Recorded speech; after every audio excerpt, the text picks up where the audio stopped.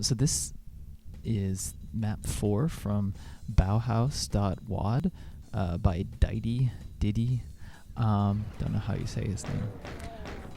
But Bauhaus is inspired by the architectural style Bauhaus, which came about in the Weimar Republic, post-World War I Germany, where there is a lot of art stuff happening. Kind of a more left-wing movement based around, mostly architectural. It was, or at least the ideas were architectural because they were about functionality, mass production, and also, some kind of beauty of that, like art detached from like excess, detached from like ornateness or whatever. And you can see that here, at least in the approach to like the use of the textures, which are very simple. There's a lot of shapes and different things going on that make it more complicated. And this is the fourth map of a set of 4, so this is by far the most complicated one. But yeah, so basically the aim of this Doom wand was to recreate that style, and it's really interesting. In the first couple maps, it's more like building. The first map is like a couple of buildings, one that looks like a house and sort of a courtyard, and it looks really pretty. It's a fairly short map though. And the second one, it looks more like some kind of institutional building. I don't know exactly how you would characterize it, but more realistic spaces basically. And then in map 3, it kind of goes into this territory where it's mostly indoors and abstract. And it feels more like a conventional Doom map in a lot of ways, but it's still very strange. And this one kind of takes it further. And this is sort of a puzzle map. So I really think it kind of brings everything together of the previous maps, which is why it's the one that I'd choose. But so basically what you're trying to do in this map is there are 4 discrete sections that you enter in from the beginning. It can be a little confusing to figure that out because the architecture, like the spaces aren't, it isn't just a straight up hub spoke or whatever you want to call it. But essentially there are 4 areas that you can enter in from the beginning. And basically your main goal is just to hit those switches, those blue skull switches. There's a certain number of them in each of the discrete sections, and then it will activate like a letter, E, X, or IT, and once you activate all of them, like it shows them once you've activated all the blue skulls in an area. And once you activate all of them, you just go back to the center and it spells exit. So I think this is kind of an interesting connection to a map that I'm going to do another video about that is a similar sort of concept. A little less easy to figure out, but this map is very confusing. But once you kind of look at the auto map, and when I was playing through it, I was kind of confused what I was supposed to do because presume most Doom maps, presumably you find different key cards and you progress based on that, and the individual sections usually are fairly linear or fairly self-contained. And here it's not really like that. It's a lot of areas intersect with each other in ways that you might not necessarily be aware of, so it gets a bit complicated. The one thing is, though, the fact that the textures are all very simple, kind of makes it work, I think. And somebody made the point in the Doom blog, the one-man Doom blog, a commenter made the point that essentially this is applying the functional Bauhaus sort of ideas, which are, very much about objectivity, like I said, functional spaces. It's kind of like an early left-wing movement, presumably, I would guess, inspired like things like brutalism. So that's I'll get back to that. Anyway, so the commenter suggested that this map and the map before it kind of takes the Bauhaus idea to an absurdity, but it also like applies it in a different way. Like it's I wouldn't say a criticism, but more an application of it in the way that it is applying it abstractly to this like game that is very much about kind of discrete scenarios, and there is something kind of, I guess you could say, slightly objective about the Doom combat is fairly balanced. It works it's pretty functional, and so it's using that central idea to kind of but applying it in kind of a context of something to make it like a fun gameplay experience, or to do what like Doom does, which is this is kind of like Bauhaus hell or something. Like there's all these moving platforms and strange little details and textures and stuff that you wouldn't see, all the skulls and everything. And the central like logo that you see at the end of each map on the intermission screen is like a skull that's sort of built from like individual squares, like sort of Bauhaus inspired, I guess.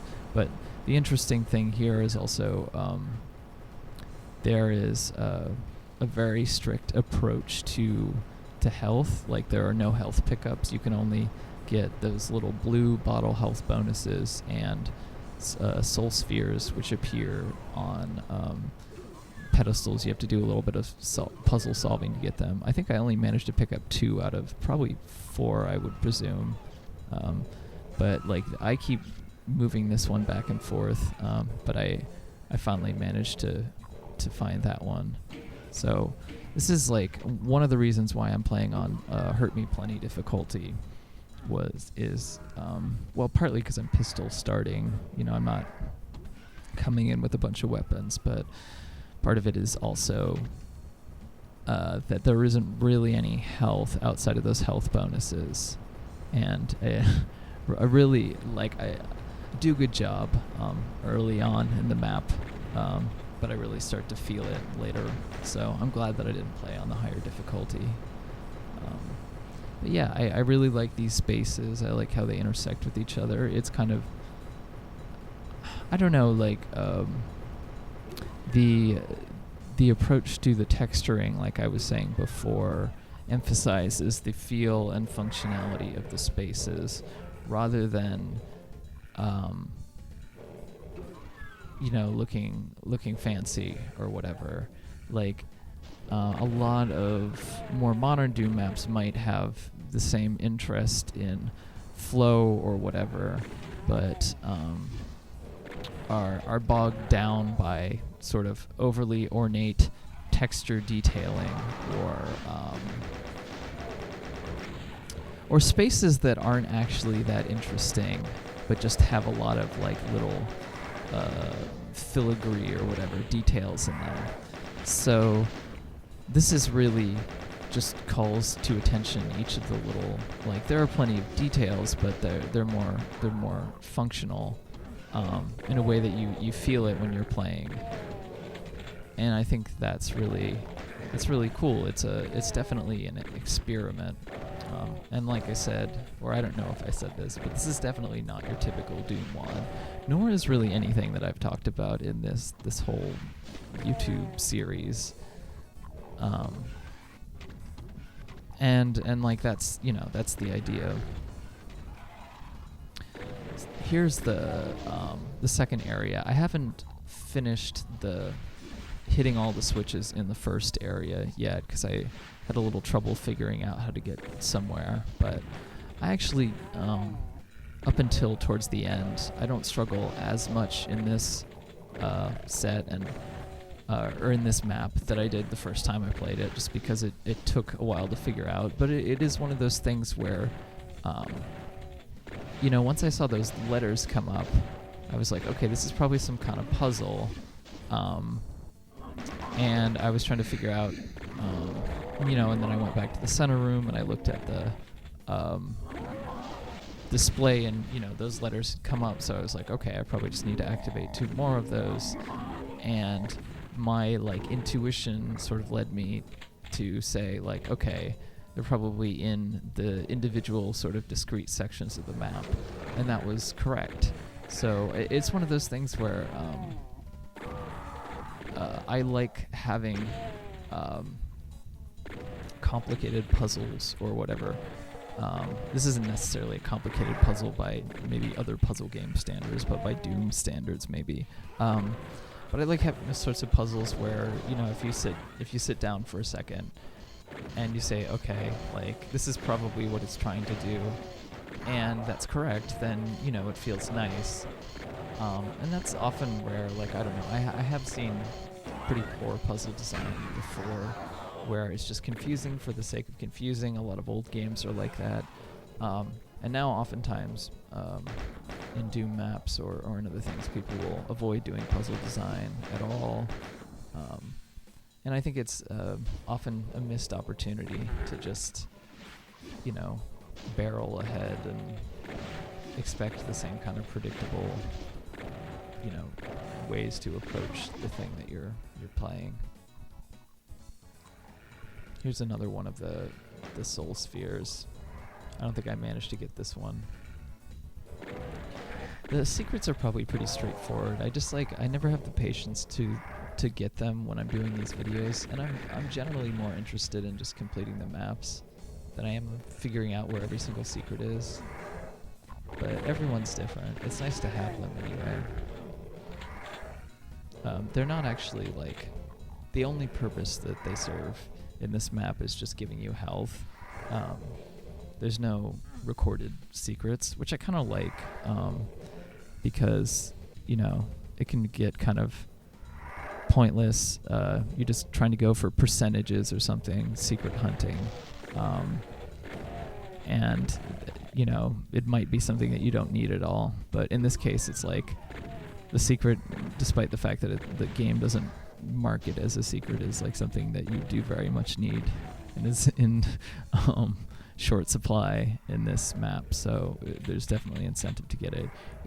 It's easy to get stuck here. I don't know if I have an old version of the map, but this is essentially a weird little chessboard. I really like this area. I have to figure out how to lower that those platforms down. I don't know. It's I really like a lot of the individual areas of this map, and even though it can get quite confusing, once I was able to sort of deduce where each of the sections were and where I needed to go, it wasn't too hard to figure it out. Admittedly, I played Doom a lot, so. But yeah, I think maybe one of the other reasons why Doom is just well suited, or fairly well suited to trying out the Bauhaus style, is that you can't do anything overlapping.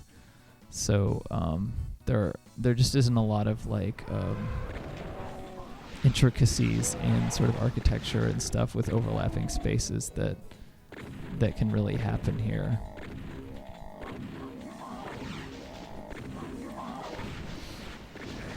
So yeah, I don't know.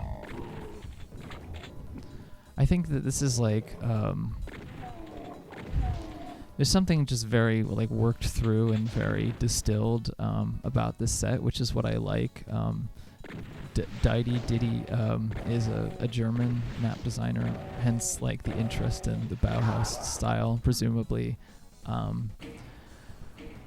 But he's made maps for a while. Like, he has a lot of different kinds of maps, and I played them, and they're all pretty interesting. This one is like more distilled and doing kind of what it's trying to do. But one of them that came out last year. This came out last year. It's about a year old. It came out, I think, December last year. But one of them that came out earlier last year was called Monster Hunter, and it was a two-part map, and it's more sort of outdoor areas that are kind of I don't know, you call post-industrial, post-apocalyptic. I don't know, kind of like it reminded me of some of the maps in Alt, actually. Somebody, Tarnsman, who was doing his Doom stream of Alt, was saying that a lot of the maps looked like a crappy version of Monster Hunter. But Monster Hunter is more, I love those little, I don't know what you call them, chess pieces, I guess. They don't look exactly like chess pieces, though. But yeah, you're saying it looked like a crappy version of Monster Hunter. So this guy is definitely well regarded as a designer, but I think, you know, he's also very experimental, so it's a good and rare combination. I really like this area. I don't know what to say about it other than it's there's a kind of implied narrative maybe in this map, or maybe manifesto or something. That's like it's I don't know, it's just bringing into like full realization of the idea that you know the whole set is about. Like it very much makes it clear what it's about in a way that, like, you know, a more like story wad or whatever, something more abstract wouldn't necessarily, just because this pretty strictly tries to adhere to a certain idea, which is a very rare thing in kind of a fan mod. In the fan mod world, people usually kind of take whatever ideas that they have and throw them in a pile or something. There's almost never something so like self-consciously constructed like this, and I think only in the the Doom community circa 2014 could you exactly see something like this, at least to the degree, to the, you know, where the idea is applied to the extent that it is here. I like these little lifts.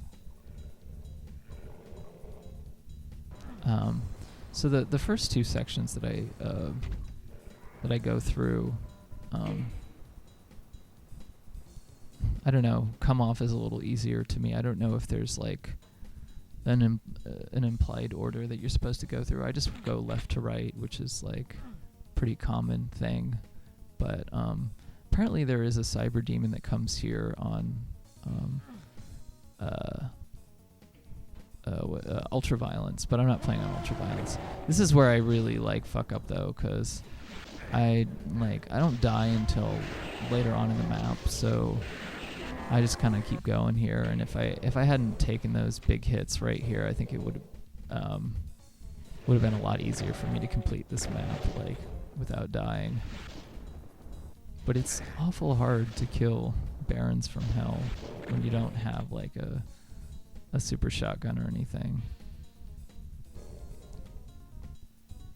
I'm really bad at switching out the weapons too.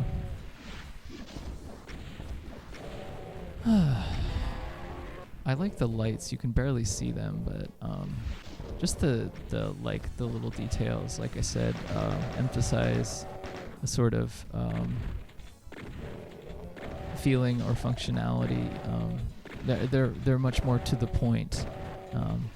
So maybe in some way you can see this as a criticism or a kind of a different lens or whatever of like other maps that are very common in the Doom community that emphasize like a lot of ornate details and texturing and something.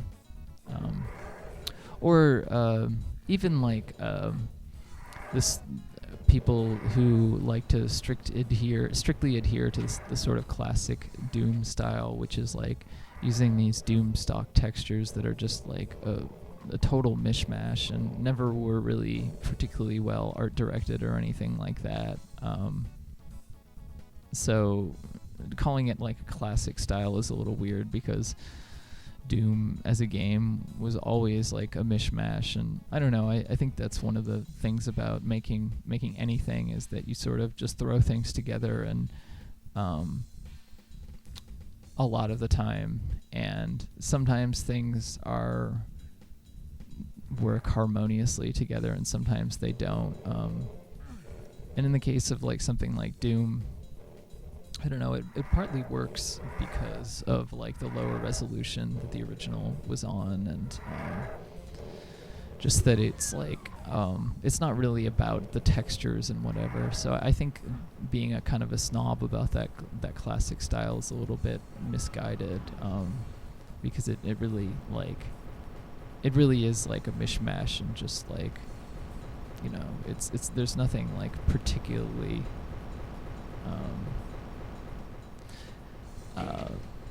super worked through about a lot of it. I guess Doom 2 Episode 1 is a bit more thought out in terms of the approach, but still, in comparison to other things, I wouldn't say that it necessarily is, but that's all right. That's not really what it's about. It's just funny to me to be like, you know, a snob about that. Because, you know, in the end, I don't know, it like somebody who's looking at it from the outside, they look at it and it's all going to look the same to them. So here I got the E. So I've completed the first half of the map now, and I'm about halfway through the video, so that's good. I just needed to I think I needed to drop down somewhere. It was a little confusing. I had to hit a lift and I'd wait for it to come all the way down, so that it revealed another section. There's another area in the previous part where I dropped down to that weird, cool room. It's not necessarily obvious that it will drop down. This is an ambush that appears to be screwed up. The cacodemon guy got stuck. It's not very good for me because I don't do a very good job of managing my health. And in this map, it really matters. I like that, you know, something like limited health, sticking to that concept and that idea that really makes you feel it when you're playing through. I think it's just generally like a good design principle. And while like I think something like the Bauhaus art style sticks to ideas of like sort of utopian objectivity, things like that, very common in the 20th century and still common in sort of tech culture, and in particular, I think, where was I going with that? Oh, this section is quite difficult because of all the chain gunners and my low health here. So while I think that like design and functionality and stuff, it can be kind of misguided, I do think that the intersection of art and science or some kind of rational thinking is often really important. At least if you like apply it in a different way. Like this is very abstract, and it's not like you wouldn't necessarily call it rational in the way that most people think about it. Like this area right here that we're looking at is just very strange, but it works well. It comes off well. It's pretty and it comes off well both functionally and while you're playing it. So the thing that you are using this for the thing that you are using this for, like the way that you are accessing it as a player, it is, it is a pretty refined experience, or distilled, or whatever you want to call it, which I think is really, interesting. I struggle a little bit because it does break with its rules a bit, and the discrete sections like that I was talking about before, you actually have to go to the fourth little section to be able to access everything in the third section. So that's part of what makes me think that you're supposed to go this way after, but I'm not really sure if that's true. I mean, if it were true, you'd probably, be a gated kind of progression. But what I was saying is, like, there's a reason why, distilling your ideas, communicating clearly, like that kind of stuff, is very important. And there's a reason why it works, like, as a design principle, just because, like, the thing that you're creating is abstract. And so essentially, like, when you're making it, you're trying to make something that doesn't necessarily exist in real life, but maybe captures an idea or concept about, our reality that there must be a secret up there. I don't know how to access that beyond hitting that switch. It's a kind of like lens on reality and stuff. So when it's so when it becomes such a mishmash of things, it can be hard to see the value or how that reflects like an idea. But when you kind of hone something down and it becomes an argument, then it can also become stronger. I wouldn't just reduce this to saying that it's like an argument, and there's like another kind of school of thought or whatever that says that like narrative and stuff like that kind of breaks down just having objective ideas, and I think that's true too. I think both of those things can be true, but when you're talking about design and something that has to be functional, there are certain ways in which it functions better than others, and I think that this map and this map set does a good job of capturing that. And it's something that, like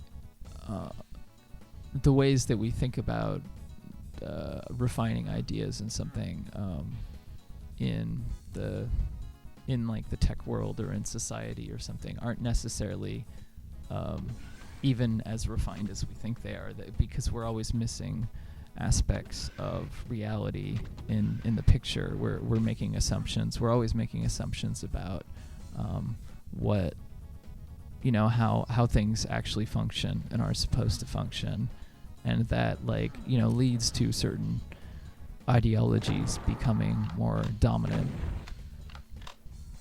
So I think that if you're making rules, you can make your own rules. They don't necessarily have to follow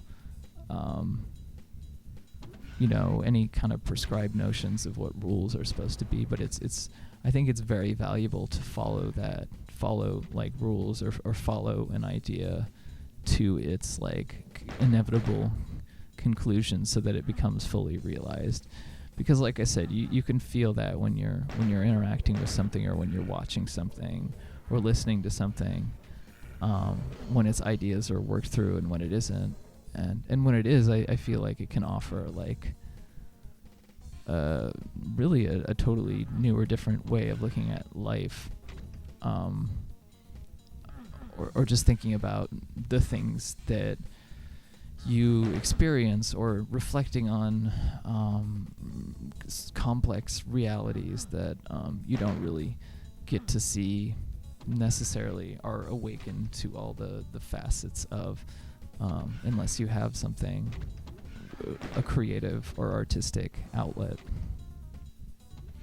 So yeah, I think all of this discussion is, while it might come off as pretentious in a typical video game video or whatever, it's all important to discuss.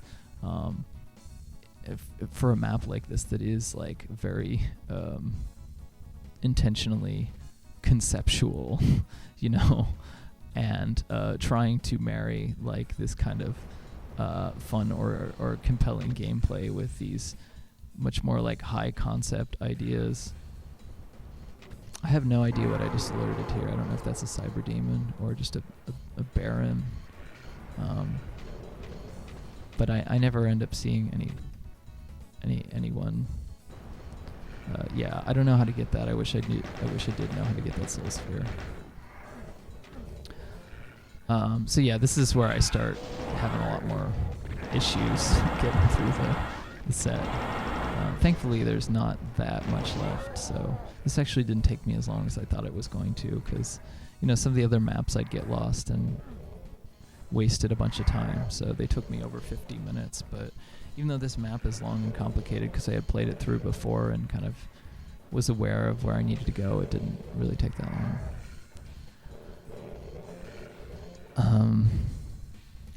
But yeah, I think it's appropriate to talk about these like very heady sort of deep ideas or whatever, especially in when talking about something like this, which is trying to be high concept. It's not something you see very often, even today. I mean, there's so many like video game analysis videos and all kinds of stuff. Just like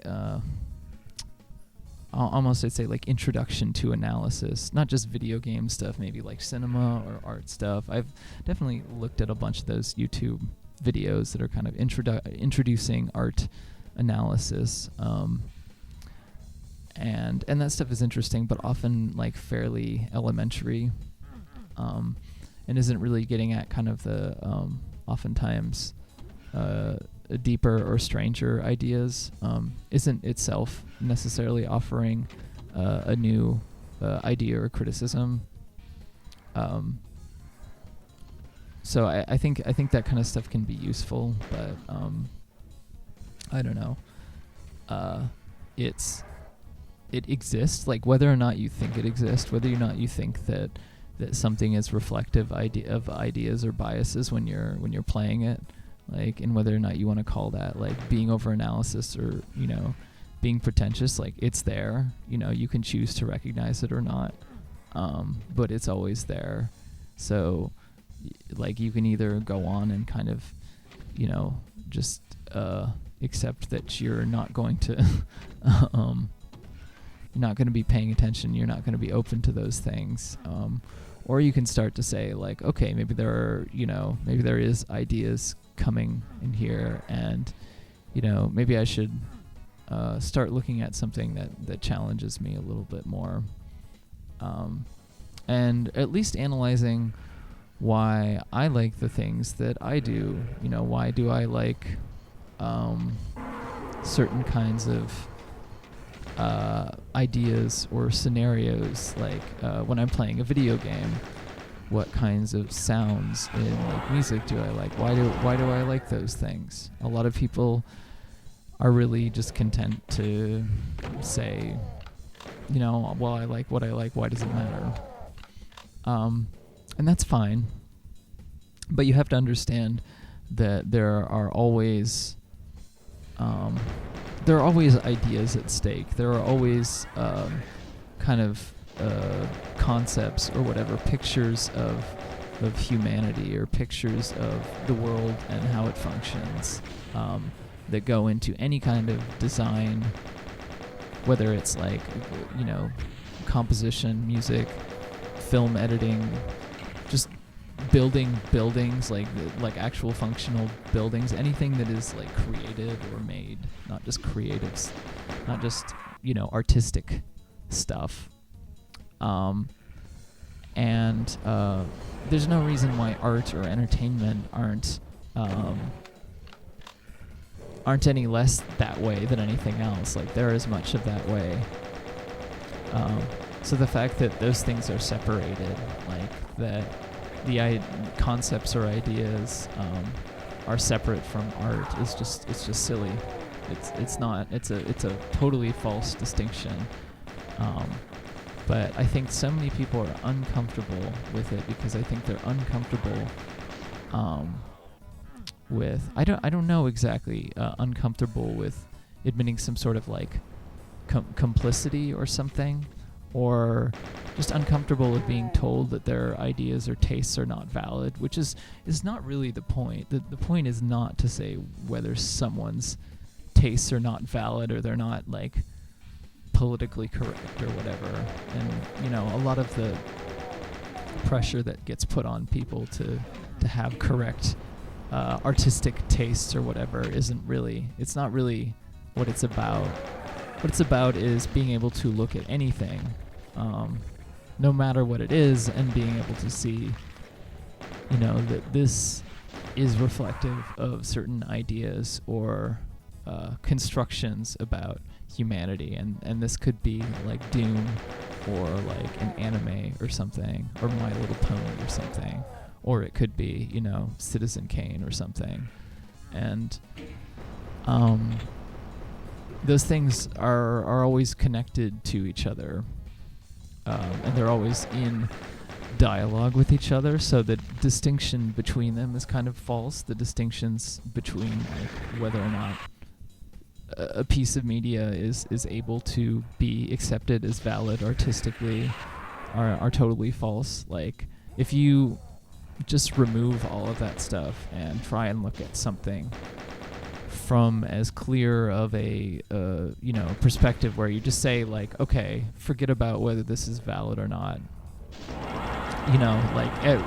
let's just accept that everything is valid, then what does that mean? And I think that is that's what I'm interested in. Like, I'm interested in looking at something where it's like, okay, well, it's clear that there's like an idea or some kind of thing happening, whether or not in this case, like a particular Doom level, and is that like, and not just that, but like also just in criticism that I do, like because this is like reflective of a larger body of work or whatever you want to call it.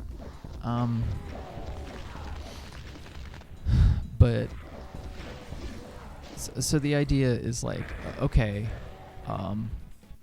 let's try and find something where it's clear that there is an idea going on here, regardless of whether the creator could express it or not. I can recognize it because I have my sort of sensors tuned to it enough to see it, and I've played enough things. In the case of Doom, I've played enough Doom maps to where I can distinguish, something that has more novel or interesting ideas from something else. And so those things often exist in a place where they're not really recognized for being, even containing ideas, and they're seen as being essentially embodying the same kind of approach or whatever that defines a lot of things that are defined by consumer culture. Like there's like a lot of violence, or there's a lot of like bloat in them. There's a lot of just power fantasy maybe, and so that stuff doesn't really get talked about, and it stays in the landscape of things that are always like, okay, well, we're gonna just play things to have fun, and we're not gonna be pretentious about them or whatever. And I think it's really like it's like very constricting. It's very I don't know, like choking. Like it prevents people who are really actually interested and passionate in making what they do into something that is more serious and also more fun. And I managed to pick that up, thank God. And it says that you can only kind of approach it from this one angle. So like I can't want to enjoy the particular types of things that I enjoy in the way that I do if it doesn't kind of come with the same like usual baggage or kind of sense of values that usual entertainment, whatever culture, religion, because it really is a religion, does. And that's just absurd. And I think that stuff needs to be broken down so badly. I don't know how to get to that area or can even get to it. So I don't know. It's a niche audience, like I've always said, with this stuff. But hopefully, you know, this isn't just about doom or whatever. This is about taking an arbitrary point, something that I know and like already, and trying to pick out the most interesting or refined or whatever things that embody ideas or whatever that exist in that world.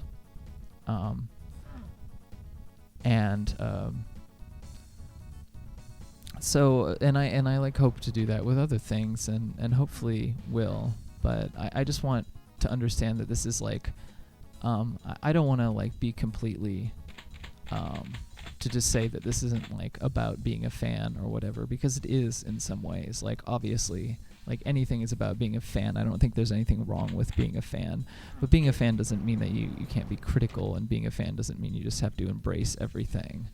You can be very, very particular about what you like, and there are certain things that have had, like, the difference between good and bad art is huge. It's like the difference between good and bad food. Like, so I really want to be able to preserve and highlight and focus on things that I think do a really good job, and those aren't necessarily the things that, you know, other people think do.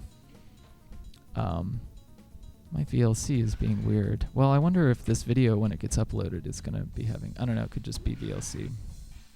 Anyway, I'm at the end of the map here, and I really like this view.